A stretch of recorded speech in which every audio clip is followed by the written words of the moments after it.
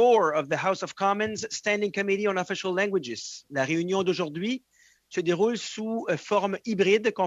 Today's meeting is a hybrid meeting according to the standing rules that were adopted on November 25th, 2021. The members who are in person or with the Zoom application. The proceedings will be posted on the House of Commons website. For your information, the webcast will always show the person speaking rather than the entire committee.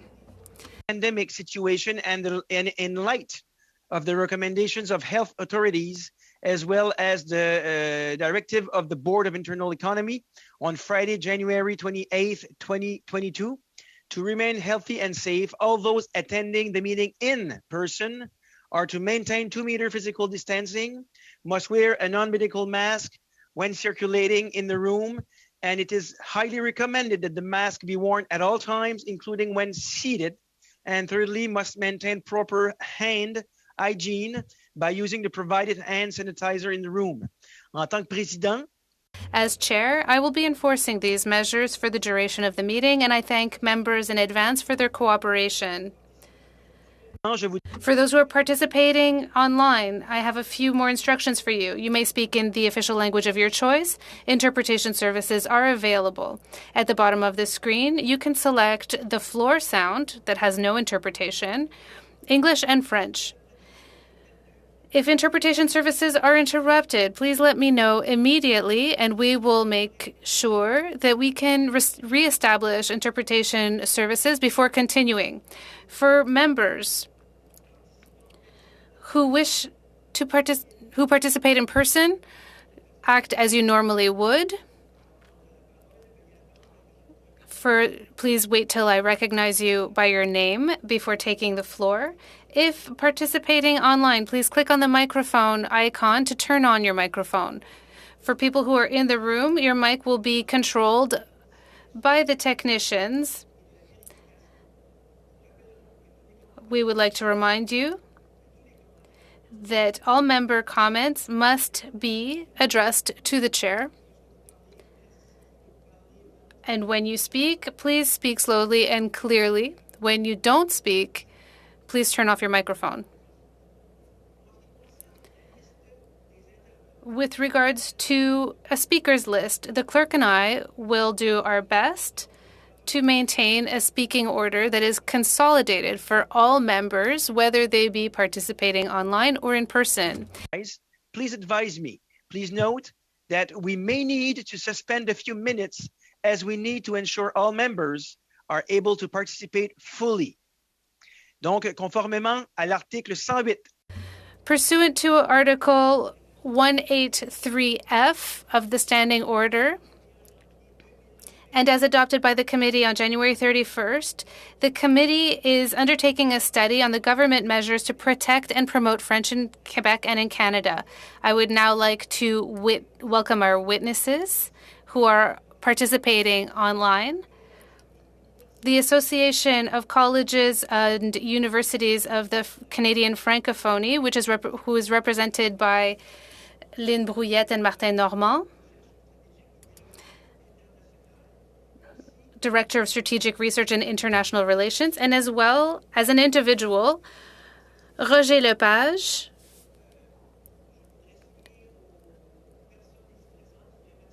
I would like to mention that to the people who are present that there are 5 minutes planned for opening remarks, following which we will follow up with questions. I will let you know when there's 1 minute left.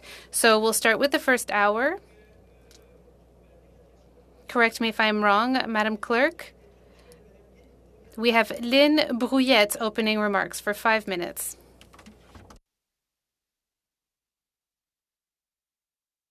Madame Brouillette.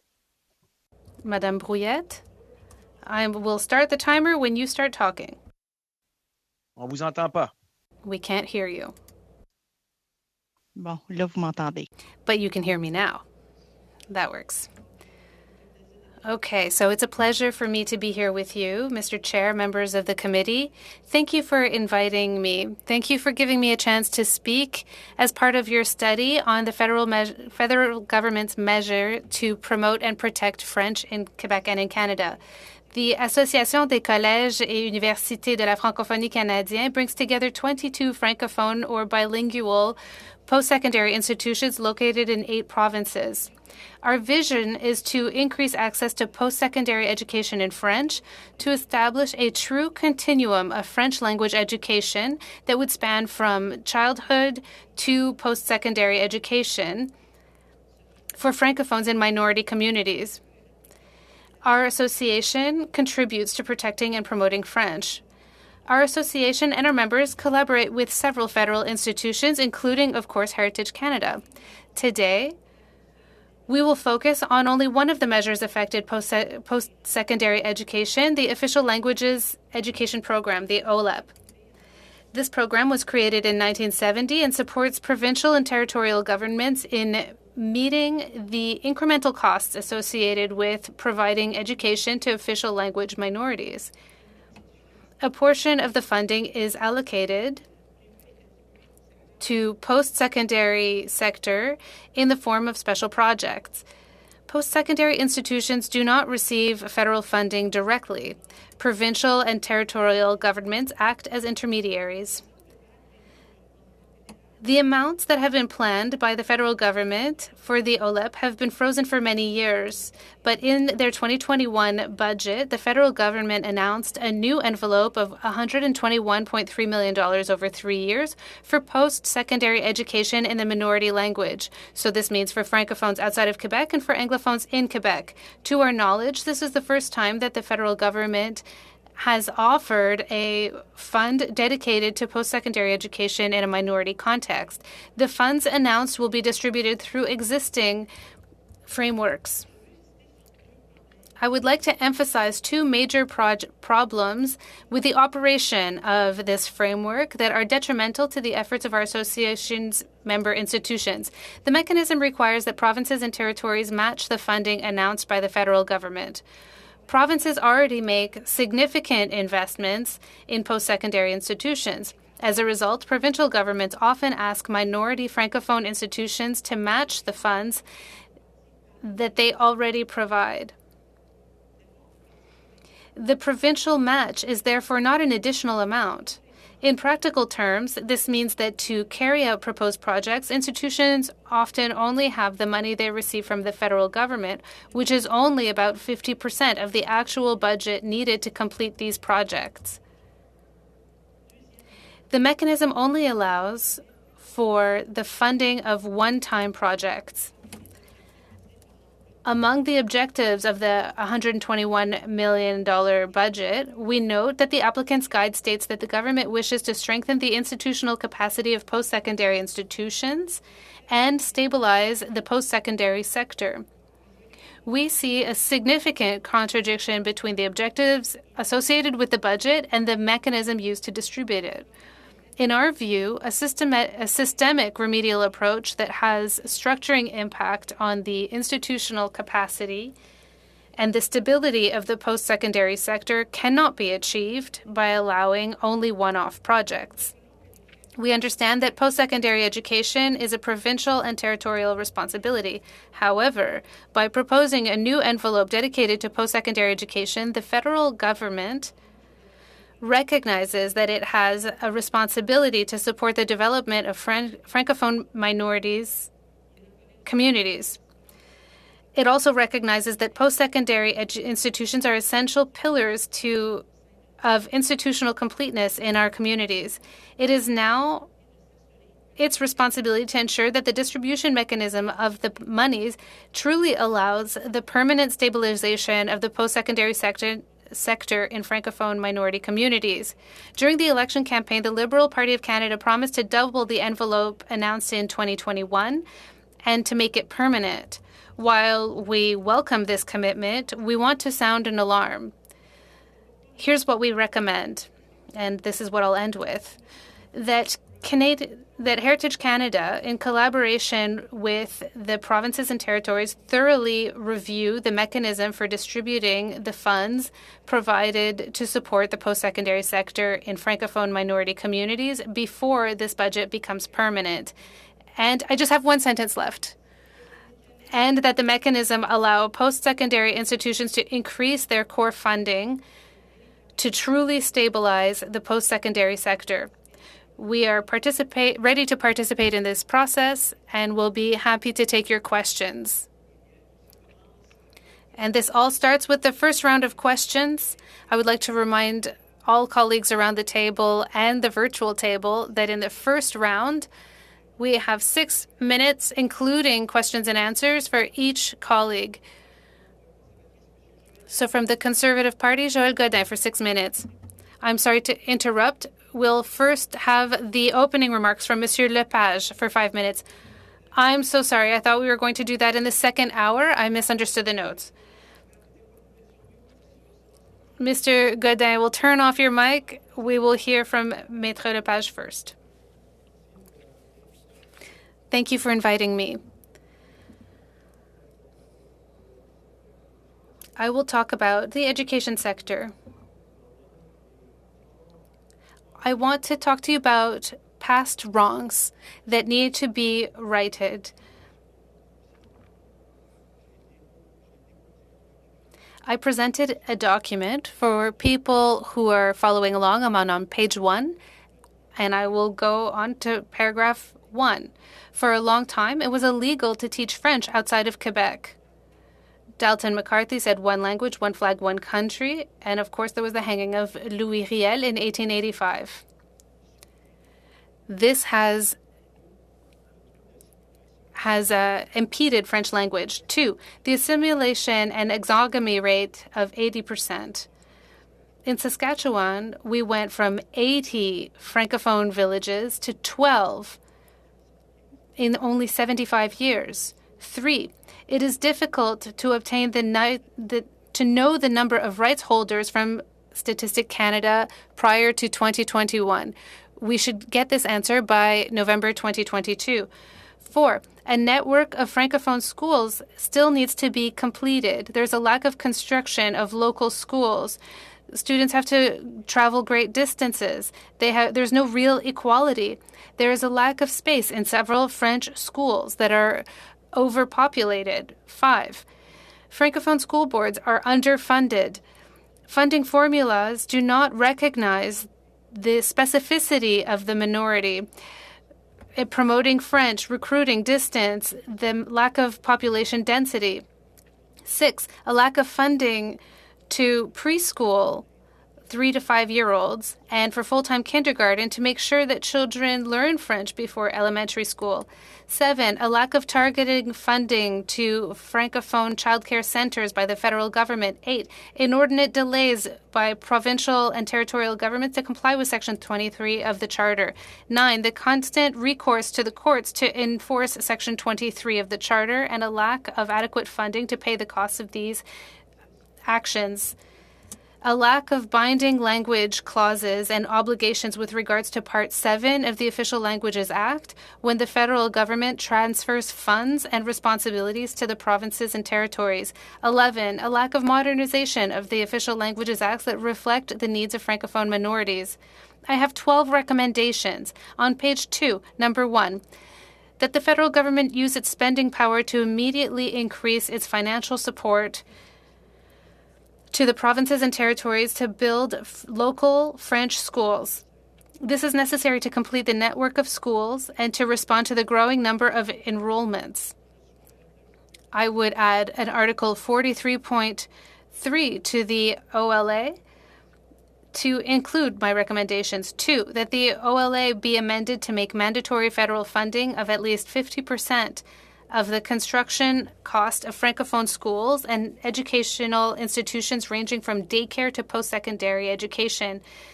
3, that the federal government develop a massive funding project in cooperation with the provinces and territories to update and complete the construction of schools and education institutions ranging from daycare to post-secondary levels And this is to ensure that we respect the recent decision of the Supreme Court of Canada by 2020.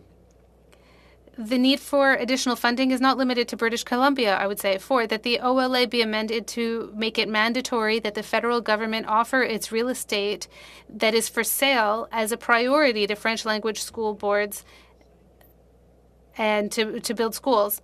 5, that the OLA be amended to make it compulsory to index the funding of official languages education programs to the cost of living and to enrollment growth in French language schools. 6, that the OLA be amended to make it mandatory for Statistic Canada to determine the number of rights holders and that they access French school free of charge. 7, the OLA must be amended to make mandatory the inclusion of binding language clauses and obligations to respect Part 7 of the OLA when federal government transfers funds to the provincial territory and provinces and territories by way of agreement, legislation, or regulation. This is to ensure compliance with the decision of the Federal Court of Appeal. 8, I think we need to adopt an independent tribunal to adjudicate violations of the OLA and grant the power to impose reparations and financial penalties. Numbers 9, 10, and 11 are recommendations that would solve a lot of problems in Western Canada and in Francophone communities outside of Quebec. Thank you very much, Mr. Lepage. Throughout this meeting, we'll have many questions and you'll be able to elaborate further on your points. If you can bring your microphone a little bit lower because we can hear you breathing when you speak and it's difficult for the interpreters. Mr. Godin, our deputy chair from the Conservative Party, you have the floor for the next 6 minutes. Thank you, Mr. Chair, and thank you, Madame Brouillette and Mr. Lepage, for your opening remarks. Madame Brouillette, you talked about a dedicated fund that was announced in 2021 for $121 million. This was a one-time fund. What you're saying is that your organization could not take advantage of these funds because this program is recurrent. Can you tell us what $121 million could add temporarily, and would it not be better to maximize these investments so that your organization can profit from it? Can you hear me? Le PLOE existe depuis plusieurs années, mais les fonds ont été gelés depuis plusieurs années. Donc, ce qui est It has existed for some years. So there was an announcement made in the spring where the government promised so many $1 million for minority language communities. This amount of money was part of the OLP. This funding was to be spent over the course of some years. The funding was supposed to be doubled later, 121 million or $41 million a year, and up to 80 million a year. So that's for the financing. Now, in the guide, this fund, this financing, is something that up until now we've had a mechanism to deal with things on a date basis. Now, this fund has as its objective to support and solidify the network of institutions in order to increase their capacity to function. So this mechanism, the mechanism used, is the same one used for this same envelope of 121 million. It's been used for some years, and it's been a problem for some years. We've had issues with it. It's been a long time that this mechanism has not helped us with a sustained funding structural funding for our institutions, which need a basic funding. So if I understand Ms. Brouillette, the province would participate in matching contributions with the federal government, but right now, the provinces, it's 40 million. Is it 40 million? Well, until now, that has been the issue. We know that education is a provincial jurisdiction, and they contribute money for colleges and universities. But the way it works is that each time the federal government presents a new initiative, like the 121 million, they ask that the provinces make a matching contribution. Well, Ms. Brouillette, is it in the agreements? Is it in the agreement, the program agreement? Because the problem is that we're examining the promotion and protection of the French language, but now we're saying, you know, we have to do something to calm everyone. What do you, in terms of the cégeps and universities, how do you organize things in order to reach your goals? Right now you're in survival mode. Yes, that's quite right. And we often use this term and see this term, survival mode. There are institutions that are in a precarious situation. So yes, the matching contribution is often an issue because provinces do fund these institutions, but the federal government has its own financing process. So when a program is put forward, it's not always aligned with the provinces. So provinces will say the provincial contribution should be in the funding that has already been allowed. Thank you. Unfortunately, time flies. So now, Councillor Lepage, 30 seconds. Maître Lepage, I'd like to hear what you have to say about righting the wrongs of the past. Yes, education is a provincial jurisdiction, but I'd like you to talk about possible solutions.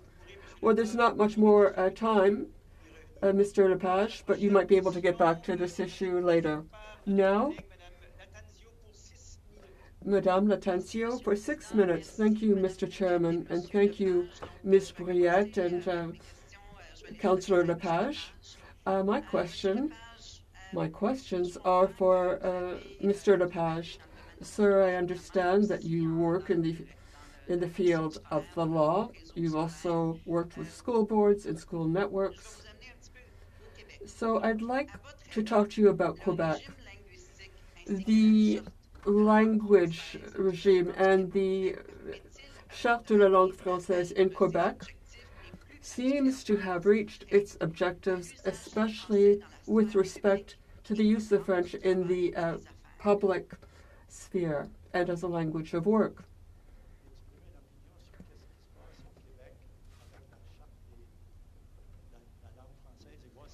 Well, I don't know whether I should talk about whether these objectives have been reached. I'm from Saskatchewan.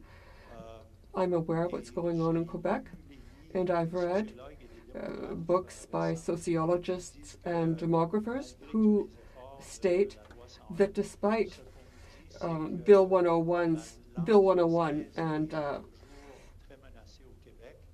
despite Bill 101, Quebec is still threatened in Quebec, especially in Montreal.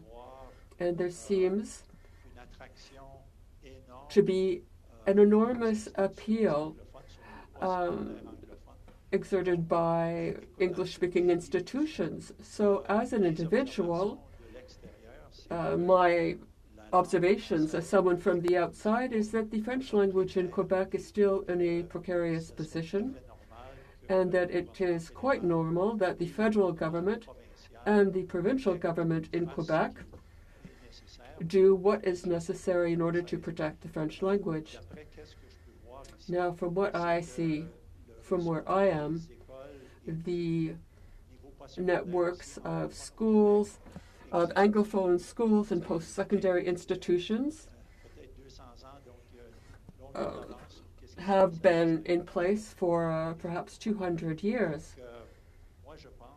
So I think that because French is still a minority language in North America and English is becoming increasingly a global language for business, I think it's normal that the federal and provincial governments bring in measures to protect the French language, even in Quebec. Also, if I understood correctly, you think that the Commissioner of Official Languages' powers have to be increased and that there should be possibly a tribunal.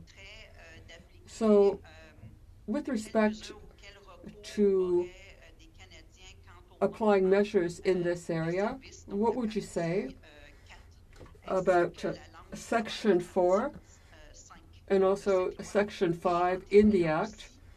What would you say about that? And in conclusion, this Act is a necessary tool, but looking at it from a legal point of view or quasi-legal point of view, how would this be monitored? Would there be the possibility of an appeal?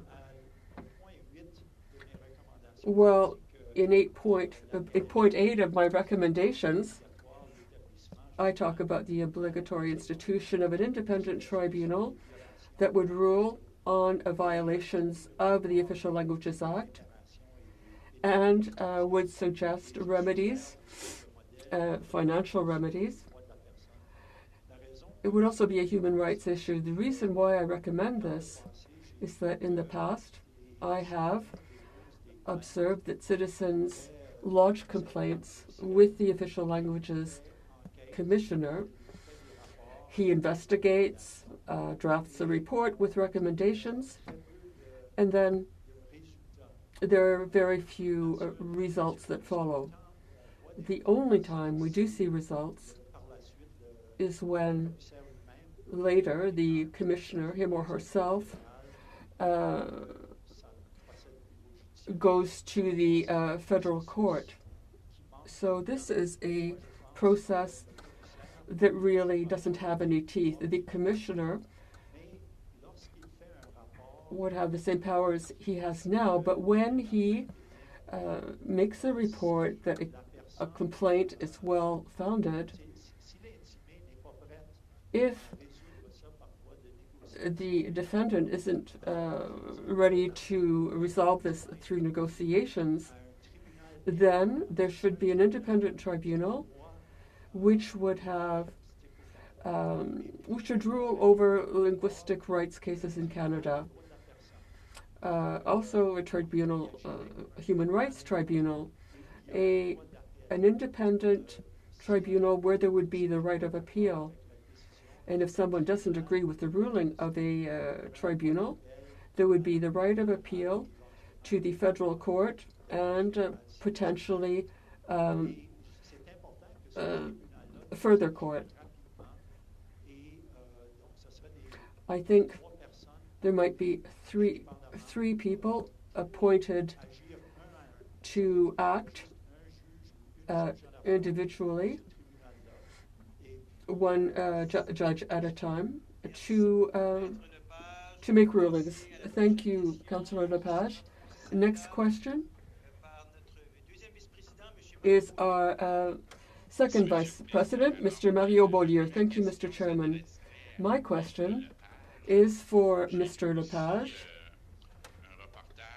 I read an article, a Radio-Canada article.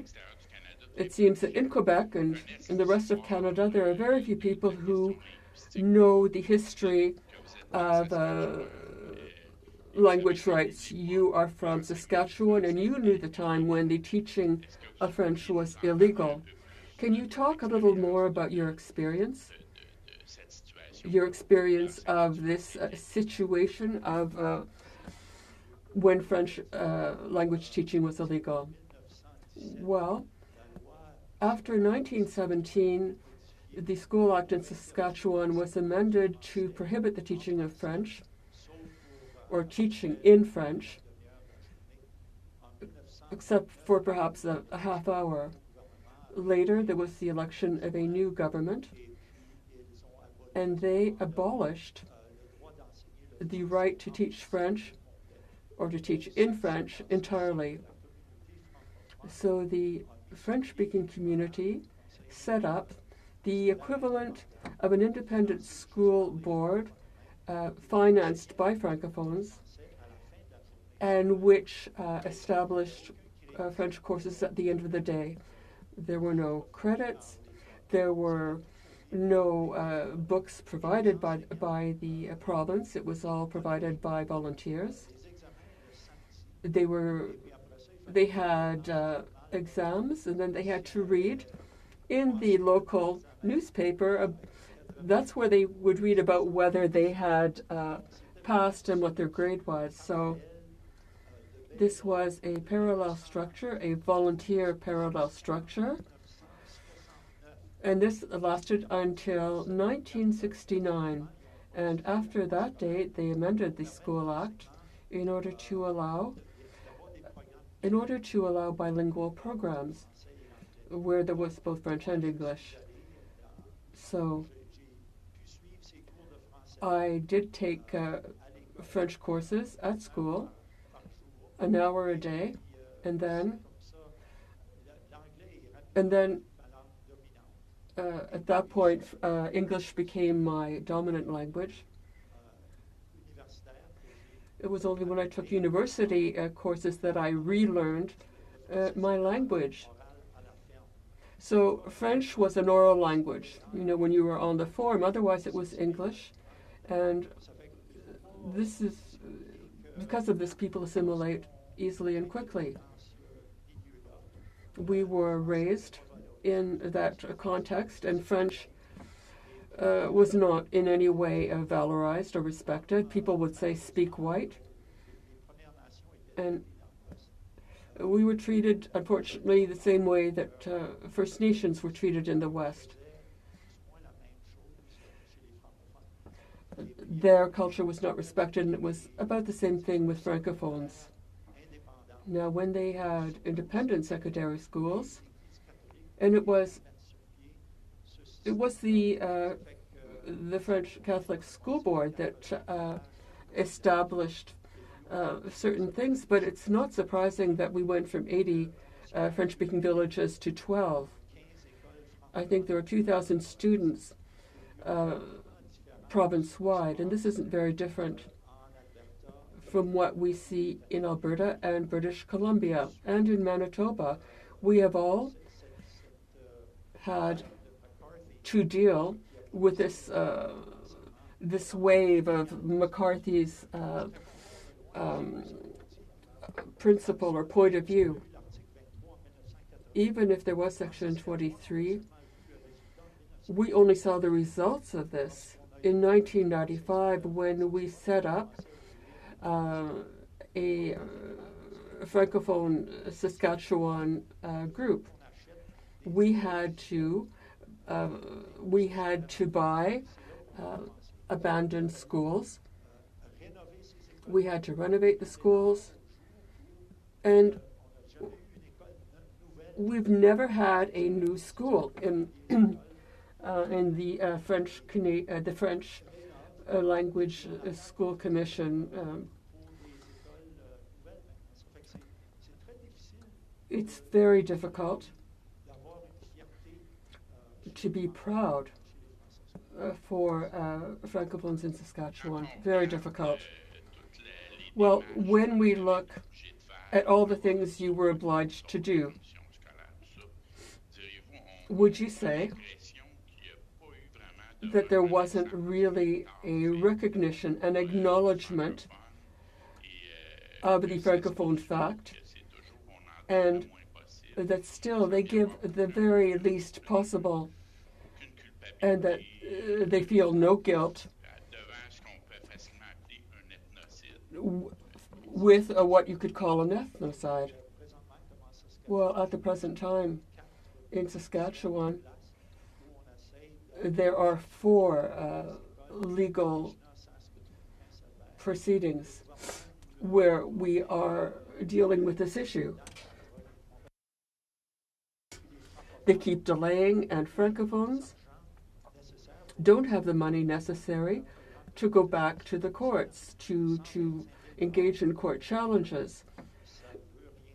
We get a certain amount of money, but it's meaningless when it comes to this sort of thing.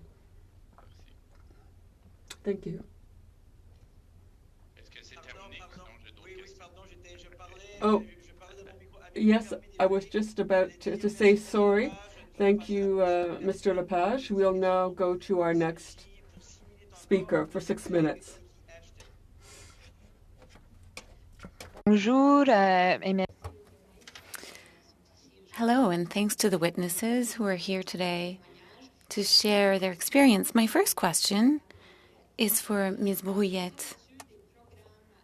The closure of French programs and Indigenous programs in the St. John's campus, in Laurentian University, shows that French language is in great peril. Am I right to think that the current one-off funds will not be sufficient to save institutions? OLEP is insufficient to ensure the sustainability of post-secondary education and its institutions. I'd like to hear what you have to say with respect to that. Can you hear me? Thank you very much for the question. Yes, indeed. This $121 million envelope is good news. However, it's the mechanism that only allows one-off projects, where what's needed are funds that could be turned into core funding for these institutions. I speak quite regularly with our presidents in universities and colleges, and they tell me that they no longer have the ability to sustain all these projects. So sometimes there are monies available, however, they don't have the ability to use them. So what we're saying is that the $121 million is something we are happy with, especially since it should be doubled and be made permanent. So we support that. However, the mechanism itself only works on a project-by-project basis, and that's the crux of the problem. Thank you. My next question is for Mr. Lepage. Thank you very much for sharing your recommendations. I noticed that language-based provisions were not included in the modernization bill that we saw in 2021, what was suggested in any case. I talked about this in previous meetings, and I want to focus on daycare. There are insufficient spots in daycare. Now that the government has signed agreements with most provinces, should there not have been preschool and daycare provisions? Absolutely. We're very happy to see that the federal government is creating $10 daycare and has transferred money to the provinces for these daycare services. However, without language provisions and without the obligation of abiding by Part 7 of the Official Languages Act, this money is part of a provincial budget that can be allocated willy-nilly. It doesn't need to right the wrongs of the past for the French-speaking minority. So we find ourselves, for instance, in our network of schools, with a problem for daycare. You have to understand that in many provinces outside Quebec, rights holders that go to school do not speak French. They are brought up in a family where the dominant language is English. They go to school to learn French. Therefore, it's really important to have a network of daycare centers where children as early as 6 months of age can learn French so that when they get to primary school, they're at the same level as their English language friend who goes to school knowing the language in English. So without that type of funding and without that type of structure, we're disadvantaged.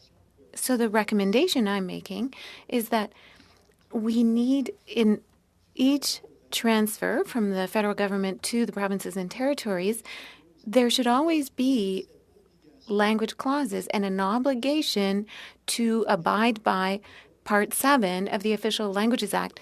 The Government of Canada should transfer the money on the basis that the provinces and territories will take it upon themselves to promote the minority language. Otherwise, the money is invested in general revenue, and it's impossible to find accountability for the money. So it's really important that these provisions are part of any agreement. And we saw this issue in BC with respect to employment.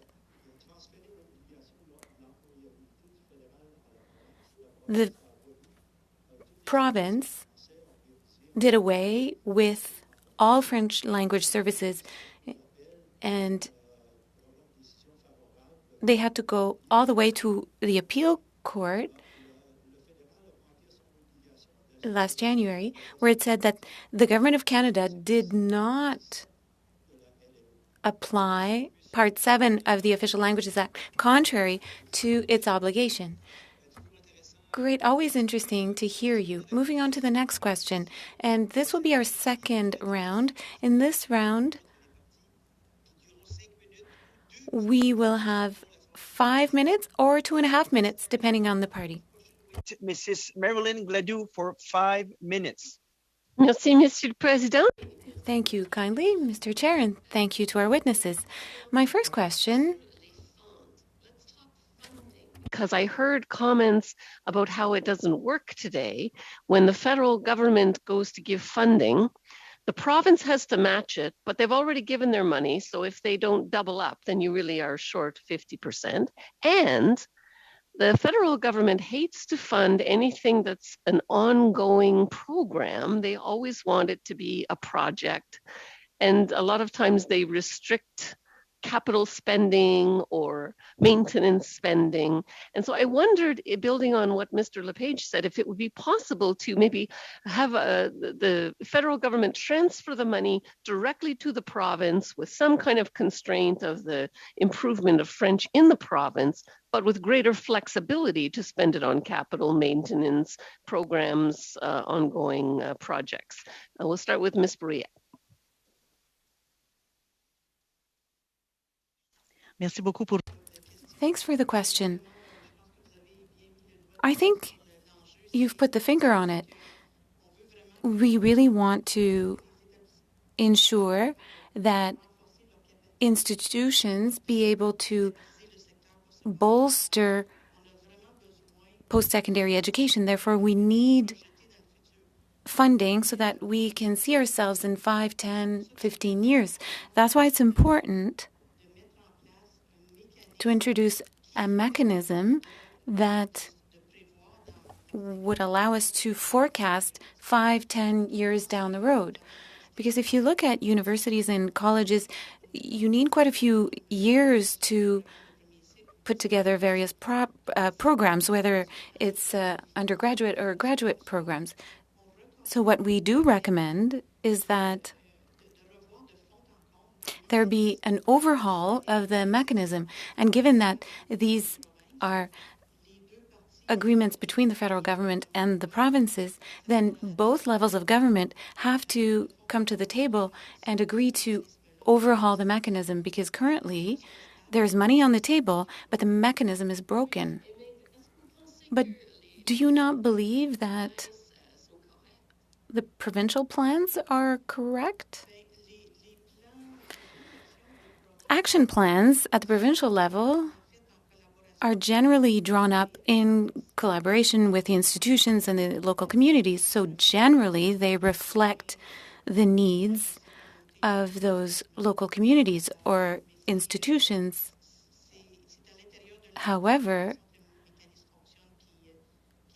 the mechanism itself for spending is a problem. Mr. Lepage, do you have anything to say?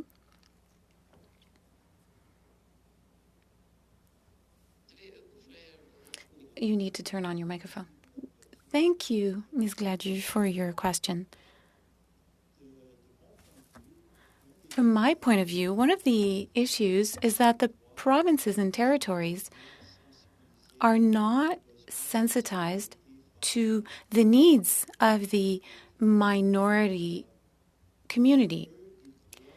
So they see it as a federal responsibility to fund schools or post-secondary institutions for the French-speaking minority.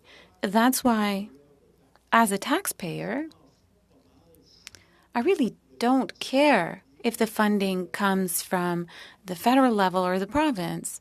The only thing I'm concerned with as a taxpayer is to have the service for my children. Therefore, what I believe, and this is why my third recommendation, is that the government should develop a massive spending envelope in cooperation with provinces and territories in order to build schools and institutions from K-12 and post-secondary education, because the Supreme Court of Canada in 2020 identified a need for 17 new schools in British Columbia alone. And I can tell you that that need for schools is not only in British Columbia, it's also in Alberta, Saskatchewan, Manitoba, and I'm sure in Ontario and in the Maritimes. What I hope for is that the federal government will take the initiative to develop an agreement with all provinces and territories. I'm sorry, you're going to think I'm pretty bold here, but I have to intervene. You will have the opportunity to say more in the upcoming questions. Next question, for 5 minutes again, Francis Drouin. Thank you, Mr. Chair, and welcome to our witnesses. Madame Brouillette, really happy to see you again, and I would be remiss not to mention another colleague of mine from Hawkesbury, Mr. Martin Normand. Really happy to see you as well. I picked politics, he picked intelligence. Ms. Brouillette, you talked about the new envelope and the problem within the core funding, and I see things a bit differently. Please help me understand. When I look at the government provide $121 million, I see it as a lever. I think that we're inviting provinces to match those funds. So please tell me, is that not working? What's the problem? Is the problem with a few provinces, or do we need to look at the entire envelope and how the funding is provided? Thank you, Mr. Drouin, for the question. Actually, we really do support this initiative. It's the first time that an envelope has been earmarked for post-secondary education. The challenge is that the provinces and the federal government need to determine how to allocate the funds. Given that education is a provincial jurisdiction, they invest a lot to support post-secondary education, but we know that's insufficient. Many of our members have testified at this committee, in fact, to this effect, and they clearly state that we need core funding to stabilize post-secondary education and give them the ability to act because they are pillars of their communities. So the challenge is not so much with the funds, because the funds have been promised for post-secondary education, but the challenge is with the mechanism that has to be overhauled because it doesn't work. Our members have been telling me for years that it doesn't work. We also noticed it ourselves, and I think that the department also realizes that it doesn't work. So it's well understood by Heritage Canada, amongst others, that it doesn't work. So we need to have in-depth conversations. Both levels of government need to have conversations to overhaul the mechanism so that it can work better, because currently some of my members have told me that they wanted to make a request for a project, but they were told from the province, we don't have any matching funds. But the province is matching funds. What you have to understand is that our member institutions use this for their day-to-day operations, so they don't have that extra money. The institutions, what people are told is, use the money we're already giving you. And our institutions tell us that when they ask for an approval for a $400,000 project, what that means is that they have $200,000 from the federal government, but they won't necessarily have extra funds from the province. So they're caught in this loop, and they're one-off projects. So those two things together mean that the mechanism is inadequate. It will not stabilize the post-secondary education and strengthen the ability of our post-secondary education institutions to support their communities. I'd like my... No, can you please let me know, is it really a matching fund problem? Because I know that, for instance, the programs are approved by the province, not by the federal government. Is that what your members are telling you? So we need provincial approval for education programs, but then we're turning to the Government of Canada for other funds, for project-based funds. I'd like my colleague Martin Normand to answer this question. 15 seconds. In 15 seconds, what I would add is that that type of program, creating new programs, is not admissible under, it's not eligible under these funds. So it doesn't really have an effect that way. Next question will be Mr. Beaulieu, 2.5 minutes. Thank you. Mr. Lepage, earlier you said that English-speaking schools in Quebec had 200 years of a head start, whether it's K-12 or post-secondary education. Up to the 60s, there was quite an imbalance between funding of English-speaking languages and English institutions. They were overfunded, if you will, in Quebec. And so do you find it logical that the Government of Canada feels that the French majority in Quebec is the equivalent of the English majority in Canada, and that all the supports provided by the federal government for language-based issues should be afforded to English-speaking individuals in Quebec? Thanks for the question.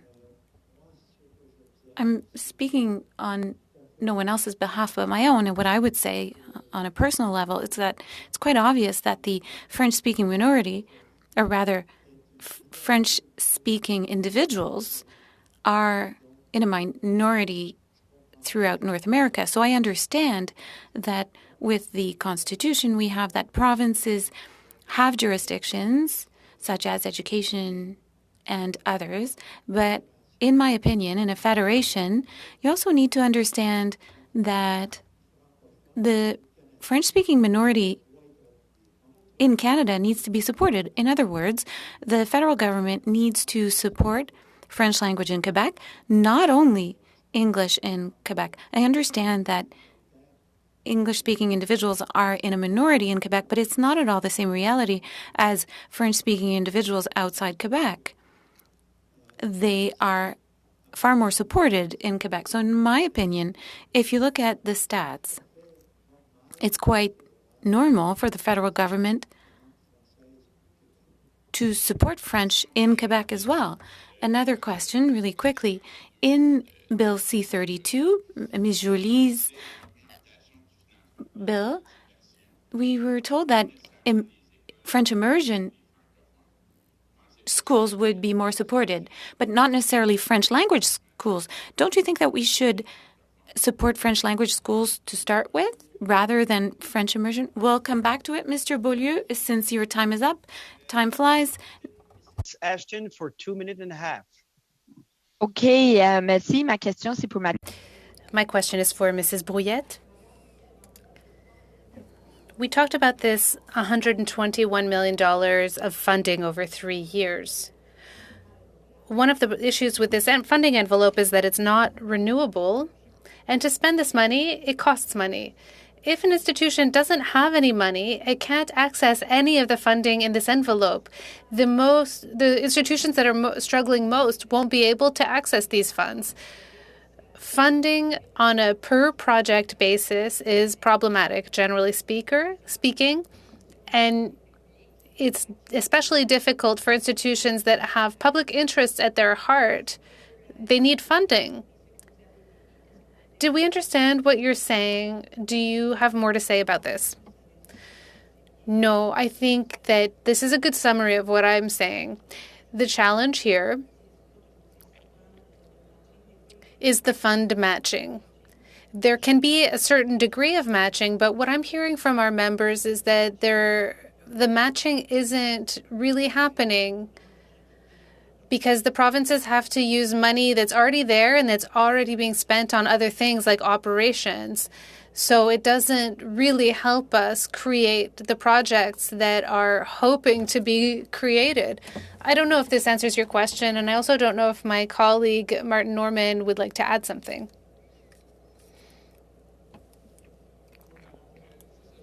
Well, one could say, to talk about the lever that we were talking about earlier, in some cases, it can be used as leverage to have a matching opportunity.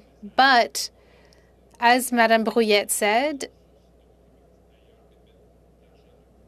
sometimes provinces have to go get money elsewhere to access the matching.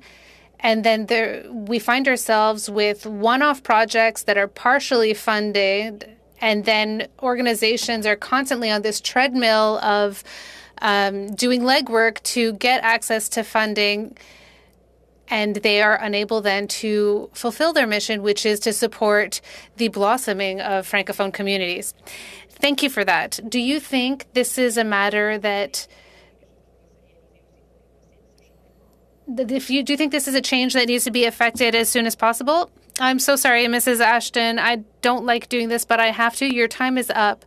Next speaker who will ask his questions is Jacques Gourde. You have 5 minutes.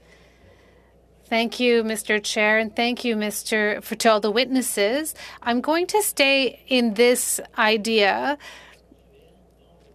of non-renewable one-off projects keeps coming back.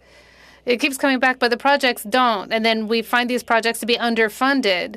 So if these projects were recurring, do you think that agreements, federal provincial agreements on education would be jeopardized?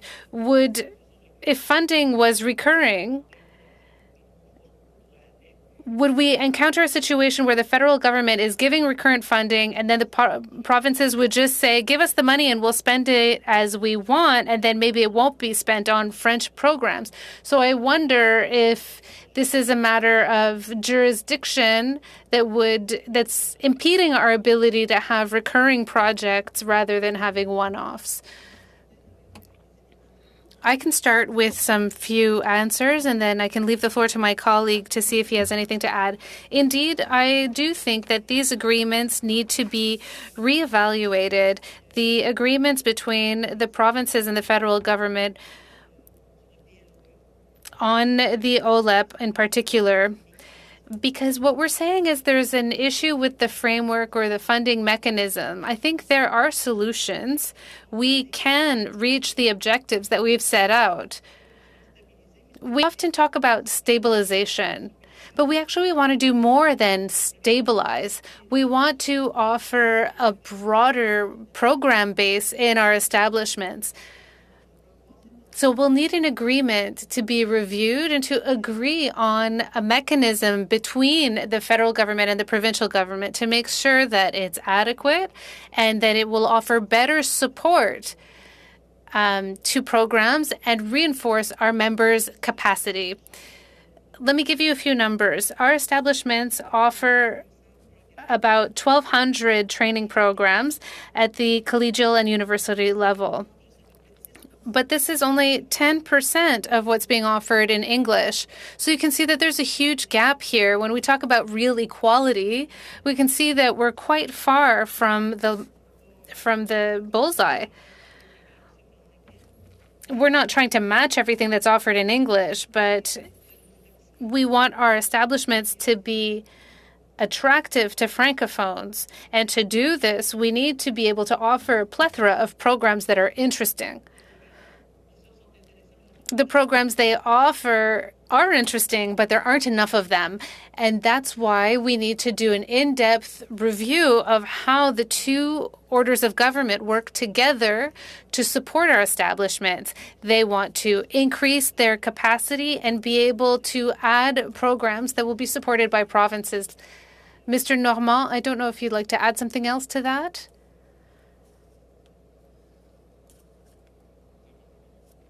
I'm good for now. Thank you. Does Monsieur Lepage have anything to say about this? Thank you, Mr. Gourde. One of the gaps that exists, if you ask me, is that the federal government will invest in the construction of new schools, in part. But we know that ultimately the province has the responsibility, constitutionally speaking. But then the Francophone minority has the responsibility to act as an intermediary between the provincial and federal governments to make sure that they can work together on a project. What I'm suggesting is that the federal government, when it wants to intervene in education, should meet with the provinces, should arrive at a general agreement over 10 or 20 years on the construction of schools, for example, to right the wrongs of the past, and not leave this job of liaising between the federal government and the provincial government to the Francophone minority. I think the federal government should demonstrate leadership and proceed with a general assessment and see how many schools will we need between now and the next 20 years. Let's work with the province to conclude an agreement on school building over a certain amount of time, and that way we don't have to keep going to court, and we don't have to do this, don't have to be a shuttle between the provincial and federal government. Thank you. That's all the time we have. Now there's 5 minutes to Mr. Iacono. You have the floor, Mr. Iacono. Thank you, Mr. Chair, and welcome to the witnesses. Mrs. Brouillette, how can the federal government support post-secondary education in a minority community without interfering on provincial jurisdiction? I think it's an excellent question, and I will let my colleague Norman answer. Thank you. Of course, we understand that post-secondary education is a provincial responsibility, but the federal government has given itself objectives, demographic objectives, immigration objectives, and others. So our establishments have an important role to play in this. On second language acquisition. So our establishments offer immersion programs or also welcome people, newcomers who want to gain more technical language skills. They can also participate in programs to help gain residency. So this also fits into federal objectives. So our establishments have a lot of mandates that line up with federal objectives of promoting and protecting French. So we think that by bringing up the federal government's responsibility of fostering Francophonie in a minority situation, the federal government can use its funding to make sure that the post-secondary establishments have the appropriate funding to fulfill their various missions, which feed into the federal government's ultimate objectives. Thank you. Madame, bilingualism in schools can also help to promote Francophonie in young people, especially in English majority provinces. For you, what means can we use to encourage these young people to speak French outside of school? This is an excellent question. Thank you very much for asking it. I'm going to talk about colleges and universities. Our establishments train professionals who then move on to the workplace, and there they are a minority Francophone group. So graduates usually have a great bilingual capacity. They've been trained in French, but they also know all of the terminology in English. They're ready for the workforce.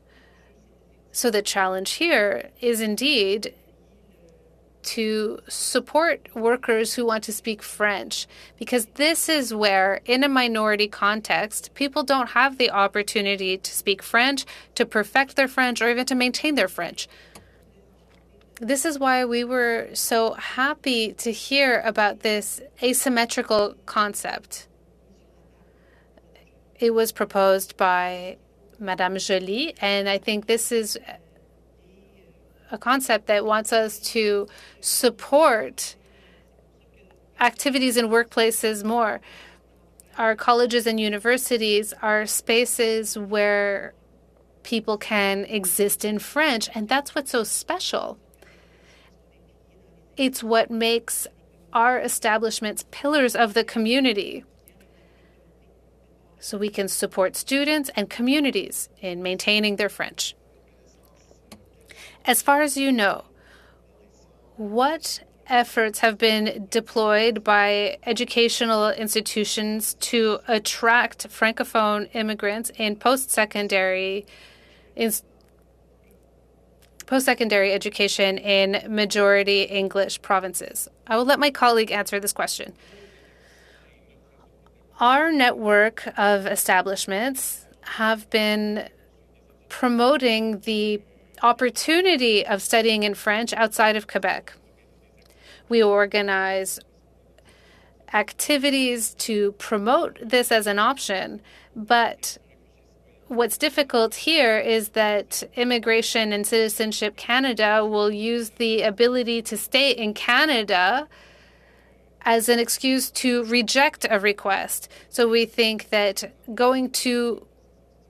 and some people also believe that going to a French institution in a minority setting has less credibility as an educational certificate. Next round of questions, the third round, will feature questions that last 5 or 2.5 minutes, depending on the party. First question of this third round comes from Mark Dalton. You have 5 minutes. Thank you very much. And thank you to the witnesses for their remarks. It's very interesting. Last week, we heard testimony from some witnesses. 2 of them talked about the importance of territoriality in maintaining a language.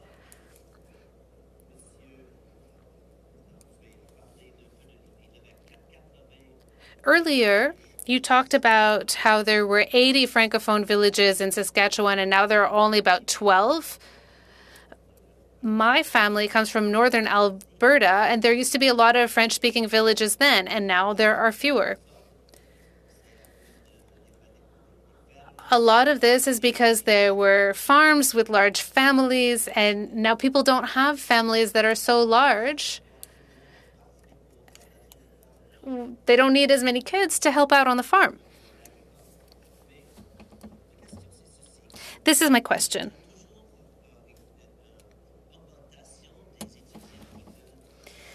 There is a constant increase of students who want to learn French. But this is usually in urban centers. Can you talk to us about the importance of education?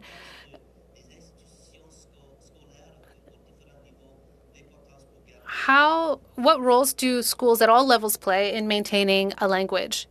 Thank you for this question, Mr. Dalton. Yes, it's true. Today, Francophones in Western Canada have become more and more urban. In the past, like you said, there were large families on small farms, and now we have large farms and small families. And then from there, Francophones have had to move into cities. And in those cities, there was no more homogeneity to support their language. And the only way to support language was through school. This is how school has become so important. It's the cornerstone. And the Supreme Court of Canada has recognized schools as the cornerstone. So if we don't have a continuum of education from pre-K to post-secondary education, Francophone culture is bound to die. The numbers are so small that the situation is critical. That's why we need to build a full network of schools now. The Supreme Court of Canada said it in 2020. Assimilation is so high in British Columbia doesn't mean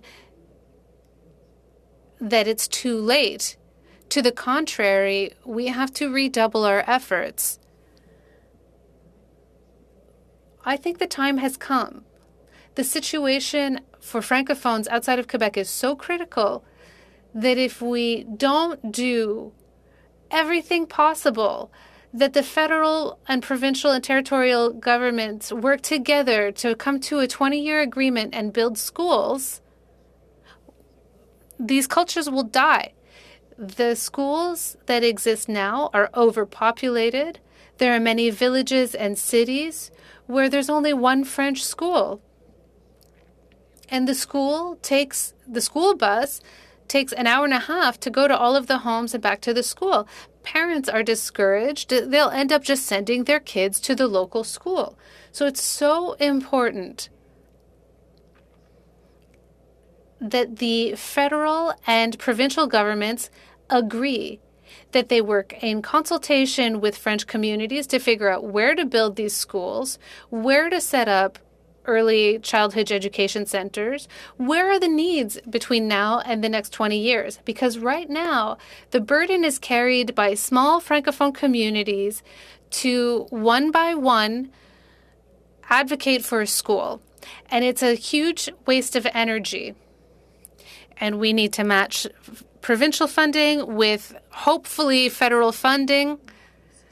If I can continue with this, the provinces are paying teachers' salaries, so they are not interested necessarily to build schools for just a few students. It's a huge challenge in British Columbia. Thank you, Mr. Dalton. The time is already up. We have to see the clock. I know we all have very interesting questions and such interesting answers too, but the next person on the list is come from the Francophone youth outside Quebec, Ariel Kayabaga. You have 5 minutes. Thank you, Mr. Arsenault. I would like to start by thanking our witnesses who have taken the time to be here today.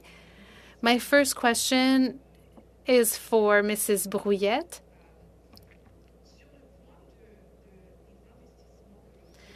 I'd like to talk about the investments that have already been made by the government, $121 million, as well as the $80 million that were already spent.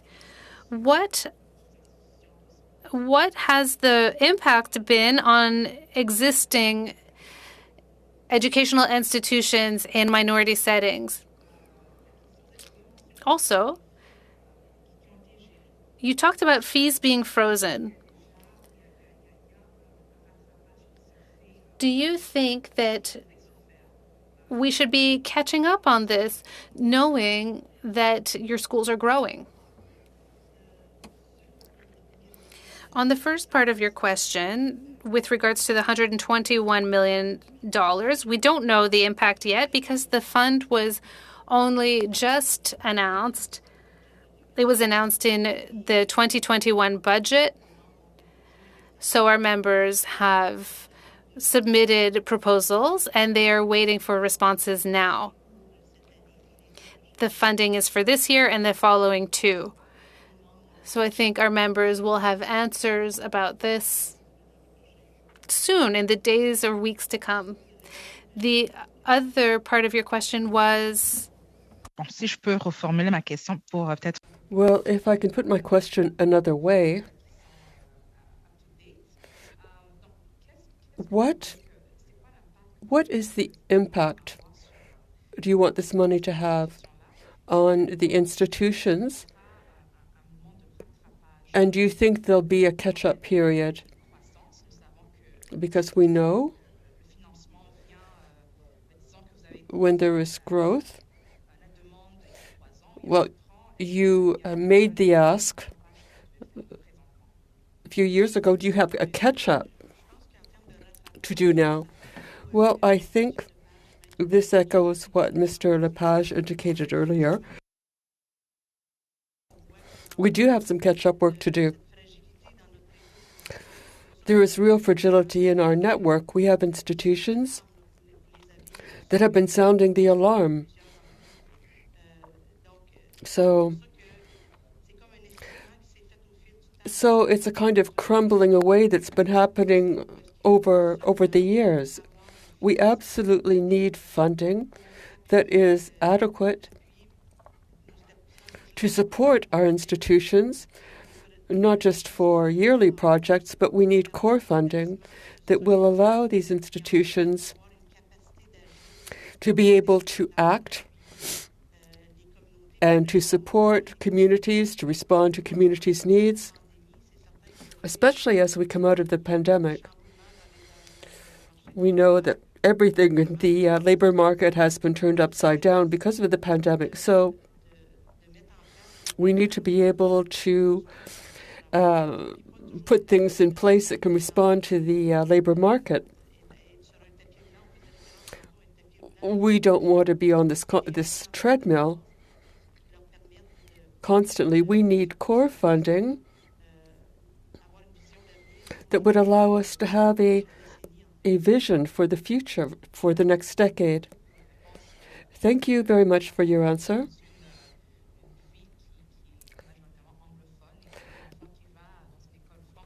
I have live in a majority English city, or my child does, and I'd like to add on to a question put by my colleague earlier. We know that this is an issue that is a provincial one. Now we're continuing to fund this, but if you need to be catching up, if you've lost ground, that's going to cost a lot of money. How much do you need for these schools and institutions? Well, there are the schools, but there are also university and post-secondary institutions. This does fall within provincial jurisdictions. So they are the ones who have to come up with the money, and then the government can support them with leverage funds, so to speak, because their jurisdiction is also to support these communities. And next person is our Vice Chairman, Mr. Mario Beaulieu. Thank you. This is, I think, will be my last question.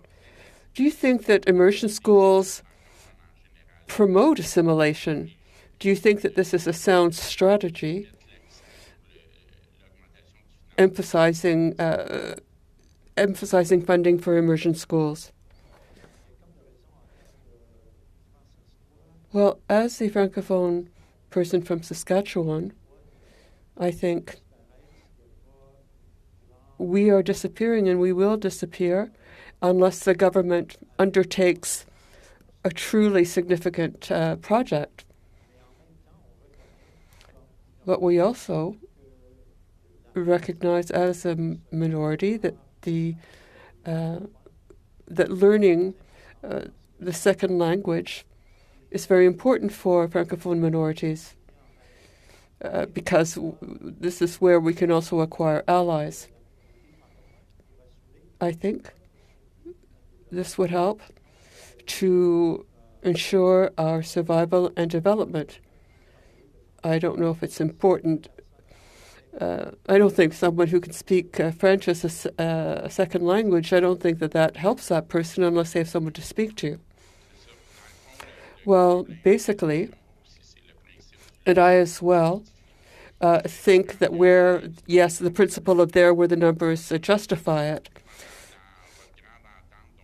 In your agreement,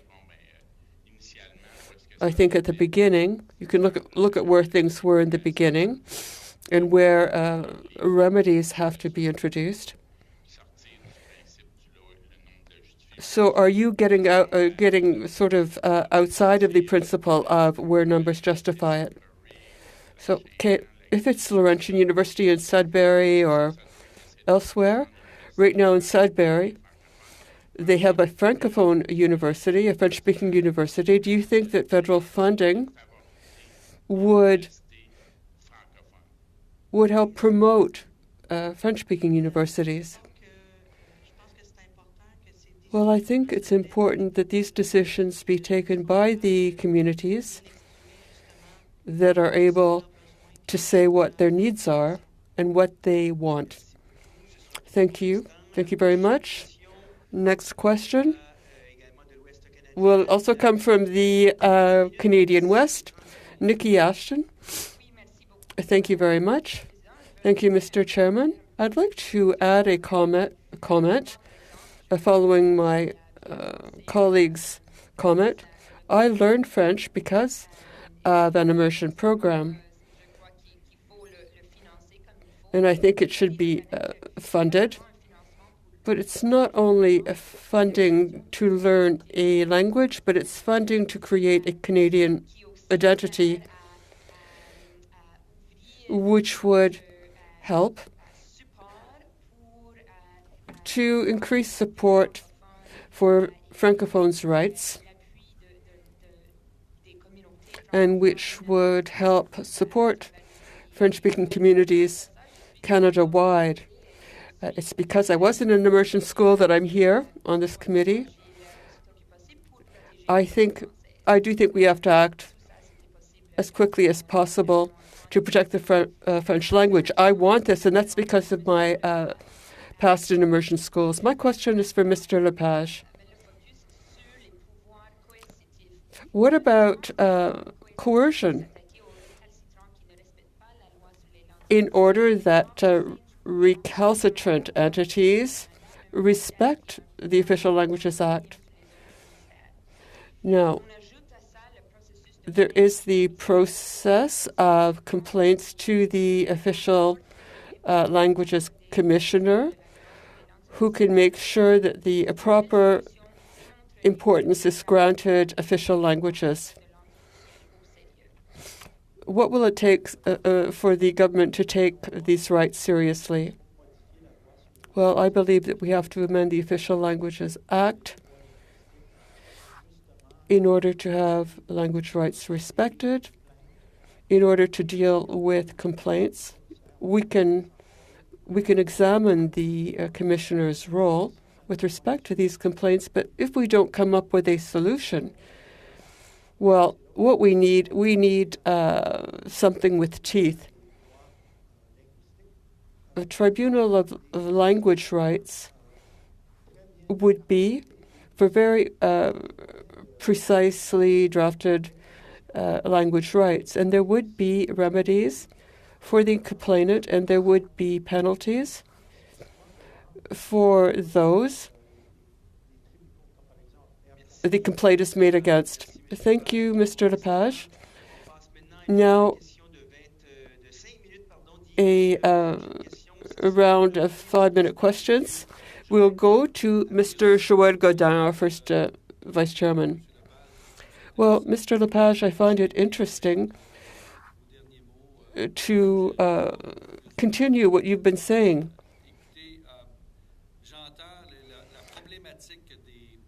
I'm hearing about the problems of federal provincial aid, of provincial financial aid for language minorities. I don't think it's for lack of attention by parliamentarians and society. You said, Mr. Lepage, on Radio-Canada, with respect to the modernization of the OLA, that it was one measure among many. I don't want to quote it all, but it says that the federal government should make sure that all the rights of language groups be respected so that these communities can thrive. Now, for some years, you've been talking about your story and the history of these rights in Saskatchewan. Now, I rather like your suggestion that there be a meeting of provinces to come to an agreement instead of using tribunals to advance your cause. I think you have to maybe force people a little, because this country has 2 official languages, and we have to help language minorities. I think that that Canadian society has to decide what it wants. Ms. Brouillette, you have the CEGEP and universities in Quebec, but you don't have the means. There have to be commitments on the part of all decision makers. So, Mr. Lepage, I'd like to hear what you have to say about that. Well, thank you. I completely agree with that. We can't... Excuse me? Do you think you could move your microphone a bit? Thank you. Is that better? Just perhaps raise it a bit, please. Excuse me, sir. Perhaps the clerk might deal with this with the interpreters. It's like we were hearing breathing, but Mr. Godin, can you hear me better now? If you could put it between your nose and your mouth, just a bit higher, please. Is that better? I think you'll need to get it a bit closer. There's a bit of an echo. Does it work now? It's better. It's better. Thank you. All right. So we resume, Mr. Lepage. It's for the interpreters.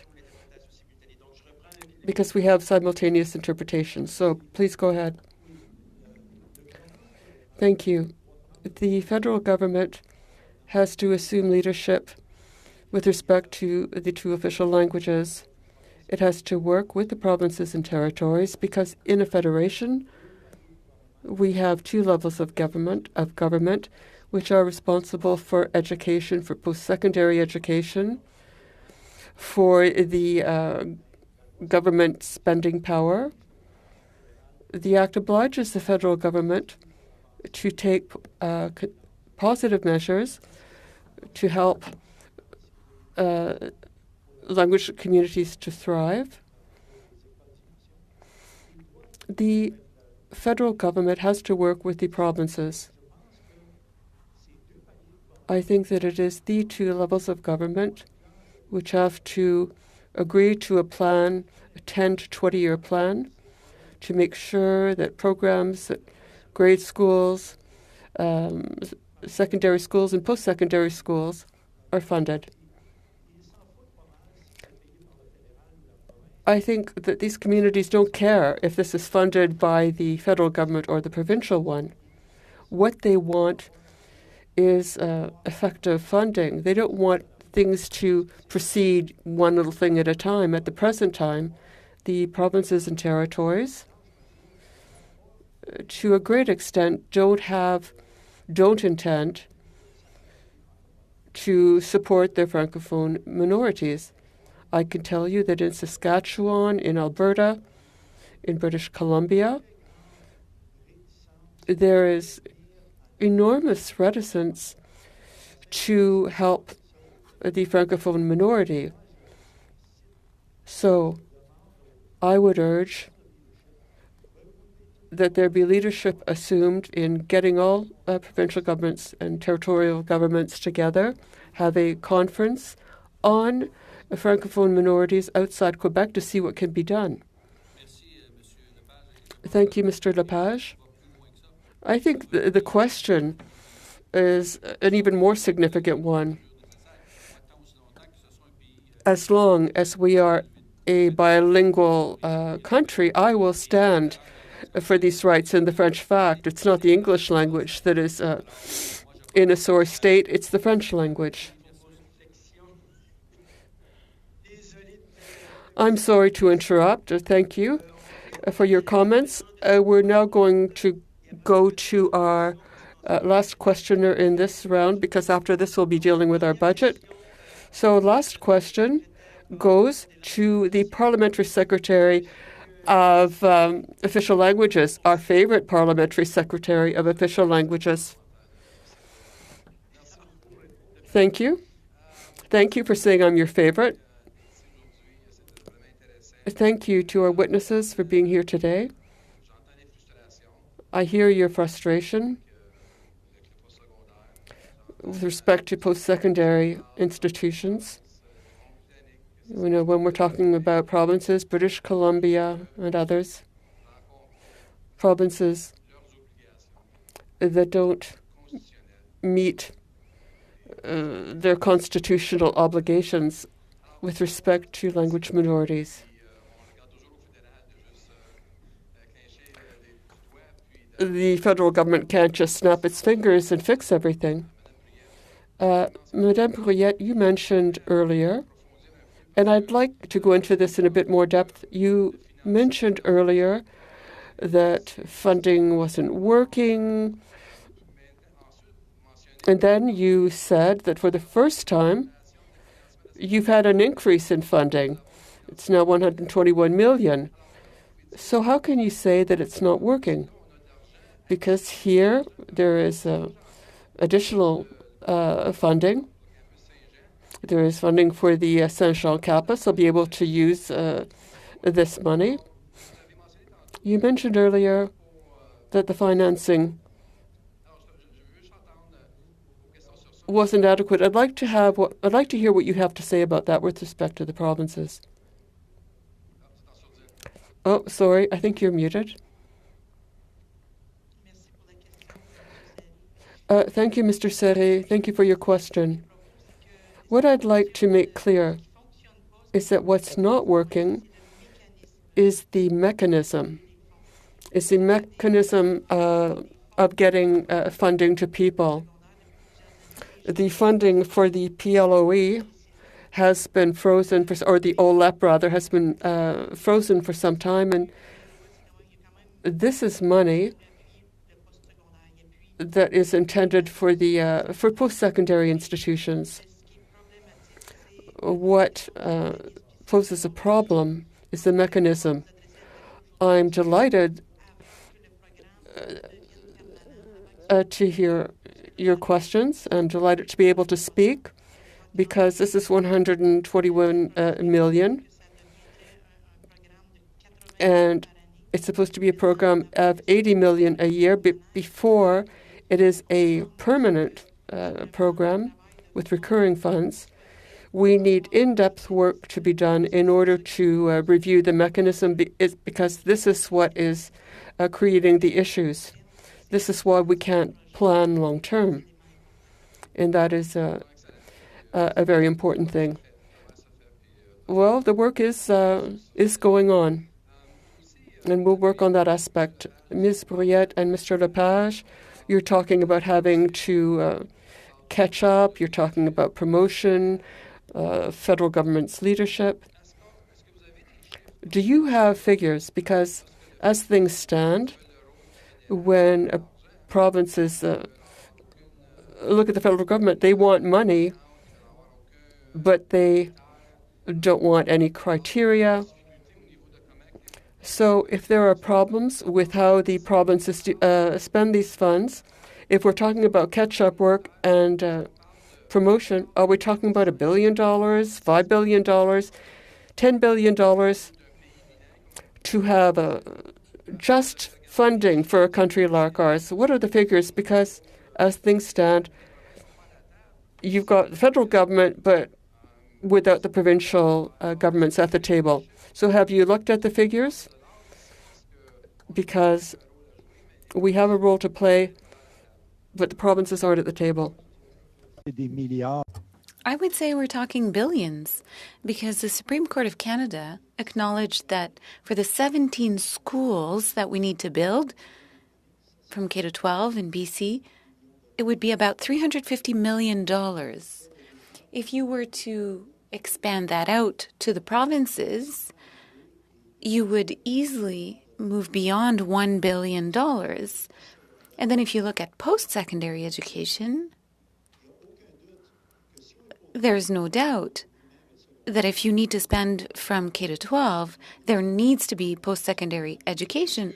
Otherwise, Mr. Lepage, we demanded that the government of Ontario spend money on new schools, so other provinces have a role to play.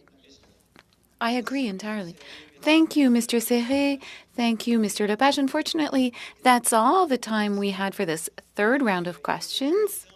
We have a few minutes left, and we need to discuss the budget. So I want to firstly thank our witnesses. It's always such a pleasure.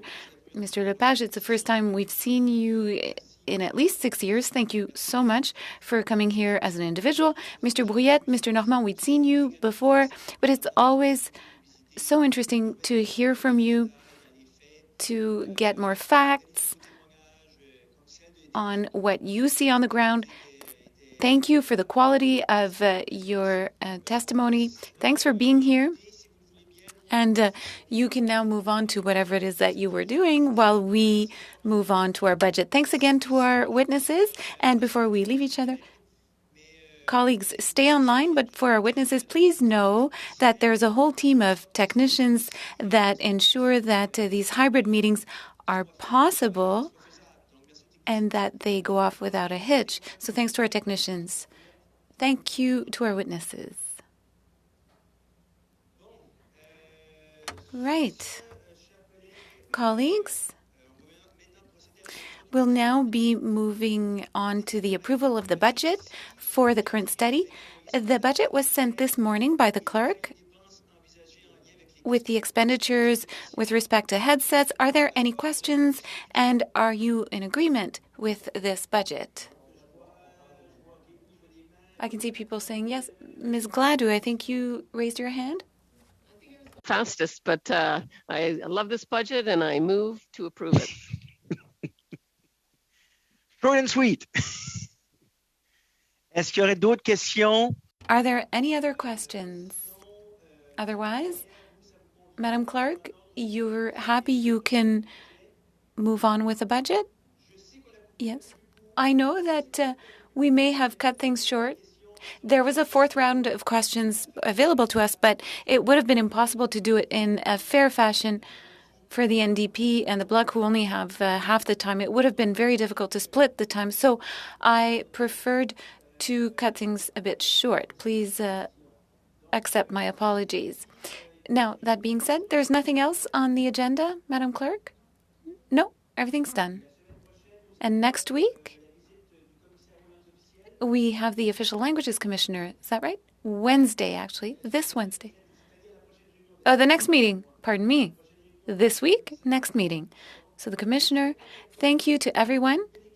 We're a great team of people. We're very disciplined. I'm really sorry to interject when I have to. I know it's not fun. However, it has to be done. Magdalene, do you have another question?